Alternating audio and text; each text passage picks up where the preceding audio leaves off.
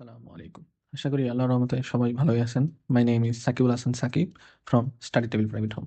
তো ইতিমধ্যেই কিন্তু আমরা এই সংখ্যা পদ্ধতির যোগফলের নিয়মে এই দশমিক সংখ্যা পদ্ধতিতে কিভাবে যোগ করা হয় তা নিয়ে আমরা এখানে স্ক্রিন সহ হোয়াইট বোর্ডে কিন্তু আলোচনা করেছি। তো আজকে মূলত আমরা আলোচনা করব বাইনারি সংখ্যার যোগফল, edition of binary number system. এইটা নিয়ম আমরা প্রথমেই বলেছিলাম, নিয়ম সবগুলোর একই হবে, শুধু এখানে যে ভিত্তি আছে সেটা নিয়ে আমাদের কাজ করতে হবে। তো চলো সেটা নিয়ে একটু আলোচনা করি, সেটা কিভাবে হয়।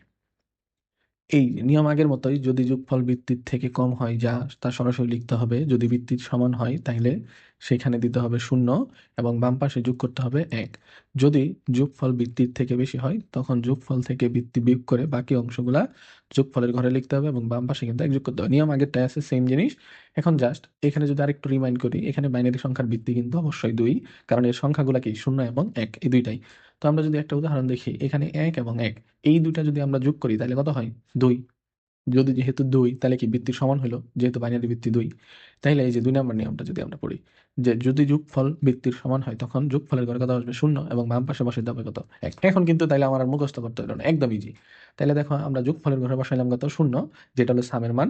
আর বাম পাশে যদি কোনো অক্ষর থাকতো তার সাথে কিন্তু আমরা এক যোগ করতাম, যেহেতু নাই তাই সামনে বসাই দিলাম। এটা হলো কিসের মান? ক্যারি হিসেবে। তো আমরা যদি একটু এটার উদাহরণ দেখি, তো আমার রিকোয়েস্ট থাকবে, এটা একটু অনেকের কাছে জটিল মনে হয় তাই একটু মনোযোগ দিয়ে দেখার, অথবা আমাদের লাইভ ক্লাস পর্যন্ত ধৈর্য ধরার। আমরা কম্পিউটার স্ক্রিন থেকে যখন হোয়াইট বোর্ডে যাবো হয়তো অনেকটাই সহজ মনে হবে। তো চলো তারপরেও একটু চেষ্টা করে দেখি যে এটা আসলেও কি কঠিন নাকি আগের মতোই। তো প্রথমে দেখতে পাচ্ছি শূন্য এবং এক, এই দুইটা যদি আমরা যোগ করি তাহলে যোগফল কত আসে? এক। বৃত্তি থেকে এর বৃত্তি কত? দুই, তাহলে কম। যেহেতু কম তা সরাসরি লিখতে হবে, তাই আমরা সরাসরি লিখলাম। এখানে কিন্তু আর হাতের কাজের কোনো অপশন নাই, কোনো হাতের অক্ষর নাই। এইটা এখন আছে নিচে শূন্য উপরে এক, এখনো যেহেতু হাতের এক কোনো সংখ্যা নাই বা হাতের এক নাই, সেক্ষেত্রে কিন্তু আমরা শূন্য এবং এক এই দুইটা যোগ করব শুধু। আর এই দুইটা যোগ করলে আমরা মান জানি কত হয়? একই হয়। তো লিখলাম, যেহেতু বৃত্তির থেকে কম তাই সরাসরি। এখন দেখো, এক আর এক এই দুইটা যোগ করলে কত হয়? দুই, যা কি বৃত্তির সমান। তাহলে আমরা ২ নম্বর নিয়ম যদি পড়ি, বৃত্তির সমান হয় তখন কি লিখতে হবে? শূন্য এবং বাম পাশের সাথে এক যোগ করতে হবে। তাইলে এই যে দেখো সবুজ এই ঘরে আমরা কিন্তু দিছি শূন্য এবং বাম পাশের সাথে এক যোগ। এক যোগ করলে আমার মান আসলো কত? নিচে দুই।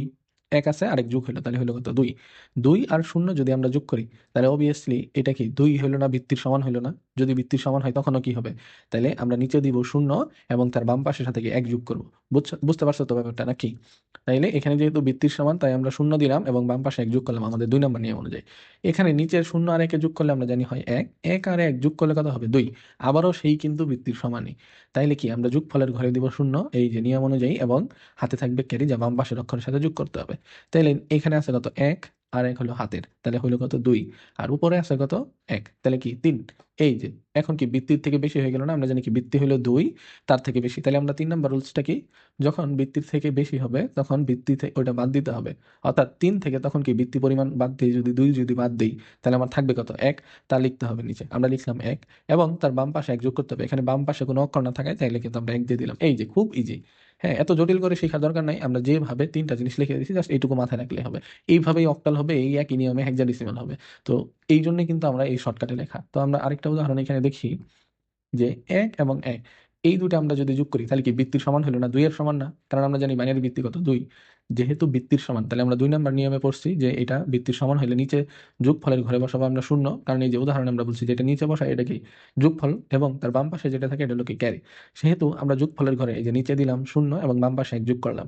এক যোগ করলে এখানে এক আছে, এই যে হলুদটা। এক যদি থাকে আরেক ক্যারি, তাহলে যোগ করলে কত হলো? ২। ২ আর শূন্য যোগ করলে কত হবে? ২ হবে। ২ হলে কি হয়? যোগফলের ঘরে শূন্য এবং বাম পাশের এক যোগ। তাই আমরা এক যোগ করলাম। এটা কিন্তু আমি যে বলতেছি এটা কিন্তু তোমাদের মুখস্থ করে ফেলতে হবে, তাইলেই ইনশাল্লাহ সহজ হয়ে যাবে, এটা কোনো ব্যাপারই না। তাহলে বৃত্তির সমান হলে আমরা জানি শূন্য দিলাম, শূন্য হলুদটা এবং বাম পাশে এই সবুজের ঘরে এক যোগ করলাম নিচে। এক আর এক এই দুইটা যোগ করলে আমার কত আসে? ২।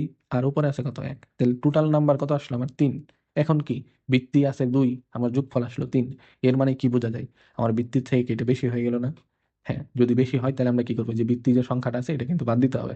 তাইলে আমরা ৩ থেকে যদি ২ বাদ দিই আমার থাকে কত? এক। এই যে আমরা সবুজের ঘরে এখন যোগফল কত বসাইছি? এক। এবং সেটা কি করতে হবে? বাম পাশে এক ক্যারি রাখতে হবে। তাইলে আমরা বাম পাশে যদি এক ক্যারি রাখি, এখানে বাম পাশে নিচের অক্ষর আছে কত? এক। এক আর শূন্য আমরা যদি যোগ করি তাহলে হবে কত? এক। এই এক আর উপরেও আছে শূন্য। তাহলে এই এক আর শূন্য যদি আমরা যোগ করি একই হবে। যেহেতু বৃত্তির থেকে কম, তাইলে কিন্তু আমরা প্রথম নিয়ম অনুযায়ী কি যা আছে তাই লিখি, এখানে কোনো হাতের থাকে না। যদি বৃত্তির সমান বা বেশি হয় তখনই একমাত্র কি হাতের থাকবে, যদি এর থেকে কম হয় তাহলে কি হাতে থাকবে না। তাইলে এখানে আমরা যা আছে তাই দিলাম। এরপরে আবার নতুন করে যেহেতু হাতের নাই, যোগ করা শুরু। এক আর এক এই দুটো যোগ করলে কি হয়, দুই, যা বৃত্তির সমান। আমরা জানি বৃত্তির যদি সমান হয় যোগফলের ঘরে হবে শূন্য, এই যে শূন্য, এবং বাম পাশে যোগ করতে হবে কত, এক। এখন নিচে অক্ষর না থাকায় আমরা নিচে ধরে নিলাম এখানে আমার মান হইলো এক, যেহেতু ক্যারি আছে। এক আর উপরে আছে এক, এই দুটো যদি আমরা যোগ করি তাহলে মান কত আসবে, দুই। আবারও বৃত্তির সমান, যদি বৃত্তির সমান হয় আমরা জানি যোগফলের ঘরে হয় কত, শূন্য, এবং বাম পাশে হবে কি এক, এই দিলাম এক। একদম ইজি বিষয়।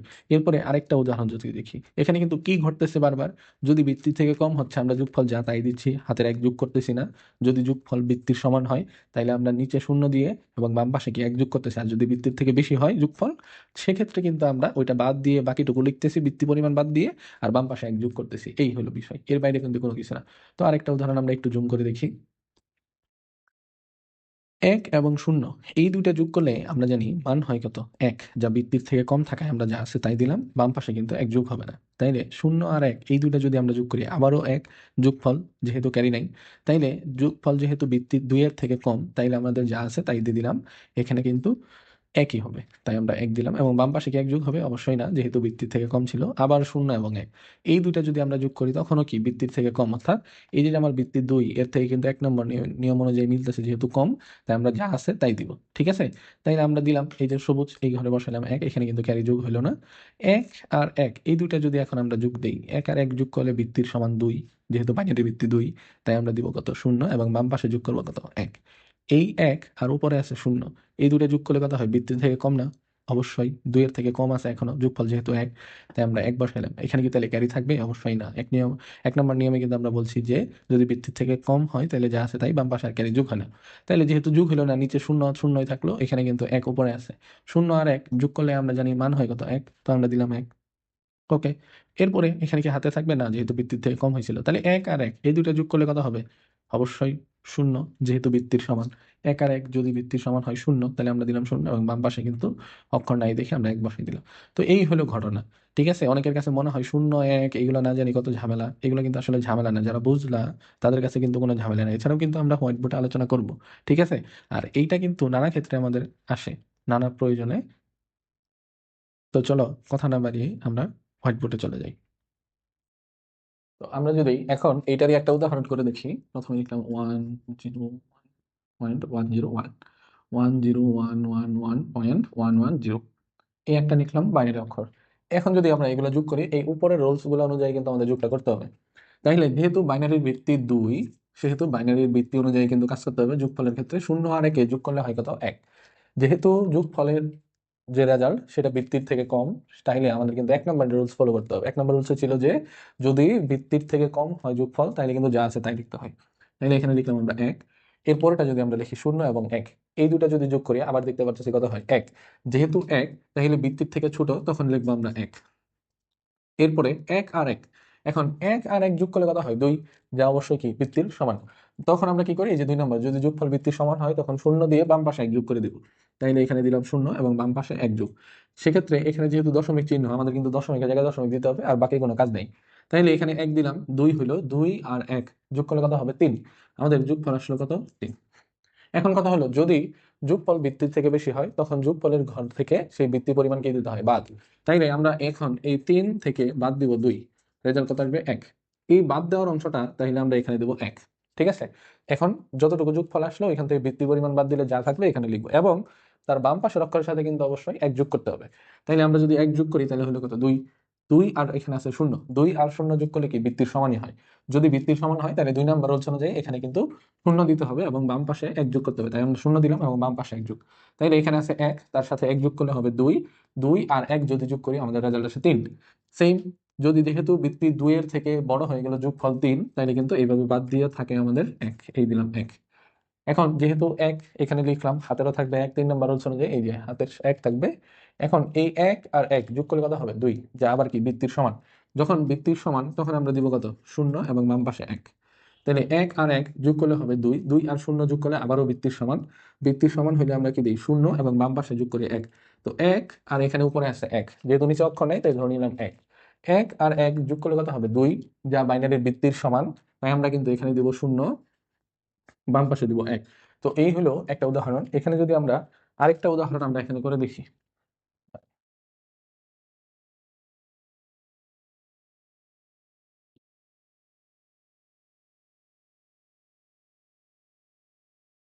এই একটা যদি আমরা বাইনারি মান লিখি, এখন যদি এইগুলার আমরা যোগ করি, ঠিক আগের মতোই এখানে এর ভিত্তি ছিল কত, 2। ঠিক সেম নিয়ম, বৃত্তির সাথে সংযোগ।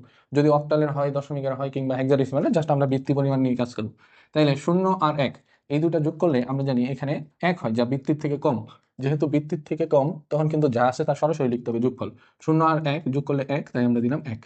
এখানে আমরা যদি তারপরেরটার দিকে লক্ষ্য করি, 1 আর 0 এই দুটা যোগ করলেও যেহেতু বৃত্তির থেকে কম, যোগফল 1, তাই আমরা কিন্তু সরাসরি লিখবো। এখানে কিন্তু হাতের থাকবে না, শুধু কখন হাতের থাকবে, যখন বৃত্তির সমান হবে বা বেশি হয়ে যাবে তখন।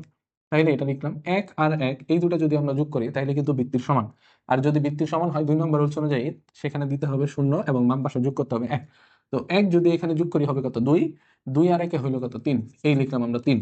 তো দশমিকের জায়গায় দশমিক। এখন 3 হলে বৃত্তির থেকে বেশি হয়ে গেল না? এখন কত বেশি হলো, এখান থেকে 2 বাদ দেই, 1 থাকে, তাহলে আমার 1 বেশি। তাহলে এই জায়গায় কিন্তু আমরা লিখবো 1 এবং তার বাম পাশে যোগ দিব 1। এখন এই 1 এখানে 0 আর 1 যোগ করলে হবে 1। 1 আর উপরে আছে 1, এই দুটা যদি যোগ করি, যার যোগফল 2, বৃত্তির সমান। আর বৃত্তির সমান হলে 2 নম্বর রুলস অনুযায়ী আমরা কি দেই, এখানে 0 এবং বাম পাশে কি করতে হবে, 1 যোগ করতে হবে। তাহলে হলো কত, 2। 2 আর 0 যোগ করলে আবারও বৃত্তির সমান, তখন আমরা দিব 0 আর বাম পাশে যোগ করবো 1। 1 আর 1 এটা যদি আমরা যোগ করি তাহলে বৃত্তির সমান হয় 2। আর 1 যোগ করলে উপরে যেহেতু 1 আছে, এটা যোগ করলে হবে কত, 3। এখন 3 হয়ে গেলে তখন কি করবো, এই বৃত্তি পরিমাণ সেখান থেকে কি বাদ দিব, বাদ দিলে থাকবে কত, 1। সেক্ষেত্রে আমরা দিব 1। আর বাম পাশে তার 1 যোগ হবে অবশ্যই, 1 আর 1 যোগ করলে হবে 2, যা বৃত্তির সমান, তখন কিন্তু আমরা দিব 0 এবং বাম পাশে কোনো অক্ষর নাই, তাই কিন্তু আমরা এখানে 1 দিয়ে দিব। তো এখান থেকে আমরা কি শিখলাম, যখন আমার বাইনারিতে যোগফল বৃত্তির থেকে কম হচ্ছে, তখন যা আছে তাই, এখানে কোনো হাতে থাকতেছে না। যদি বৃত্তির সমান হয়, 2 এর সমান, 0 দিব এবং বাম পাশে 1 যোগ করবো। আর বৃত্তির থেকে বড় অর্থাৎ 3 হয়ে যাচ্ছে যখন, তখন আমরা যোগফলের ঘরে 1 দিচ্ছি এবং তার বাম পাশে কিন্তু 1 যোগ করে দিচ্ছি। এইভাবেই কিন্তু আমরা খুব সহজেই কিভাবে বাইনারি সংখ্যার যোগফল নির্ণয় করা হয় তা দেখতে পারলাম। এর পরবর্তীতে আমরা অক্টাল যোগফল, হেক্সাডেসিমাল যোগফল নিয়ে কিন্তু আপনাদের সামনে উপস্থাপন করব। সবাইকে ধন্যবাদ। আসসালামু আলাইকুম।